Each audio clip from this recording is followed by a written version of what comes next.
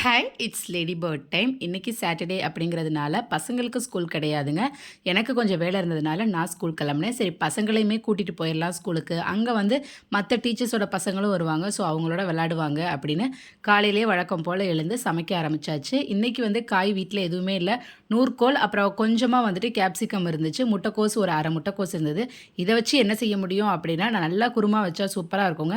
இந்த குருமாவுமே வந்து முட்டைக்கோஸ்லாம் குருமாவில் போடலாம் அப்படின்னு ஒரு தடவை ஹோட்டலில் சாப்பிடும்போது போட்டிருந்தாங்க. அந்த குருமாவில் வந்து முட்டைக்கோஸ் போட்டிருந்தாங்க. டேஸ்ட் உண்மையிலேயே சூப்பராக இருந்துச்சு.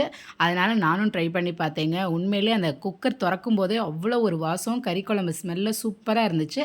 சரி அதுக்கு வந்து அப்படியே உருளைக்கிழங்க வேக வச்சு ஃப்ரை பண்ணியாச்சு. எனக்கு நான் ஸ்கூல் படிக்கிற காலத்துலேருந்தே வந்து எங்கள் அம்மா வந்து உருளைக்கிழங்கு இந்த மாதிரி தான் ஃப்ரை பண்ணி கொடுப்பாங்க. எப்பயுமே அந்த குட்டி குட்டியாக கூட அது மாதிரி கூட வெட்டி போட்டு வறுக்க மாட்டாங்க. இந்த மாதிரி நல்லா வறுத்து கொடுப்பாங்க. எங்களுக்கு ரொம்ப பிடிக்கும். ஸோ இன்றைக்கி பேக் பண்ணிவிட்டு கிளம்பியாச்சு ஸ்கூலுக்கு.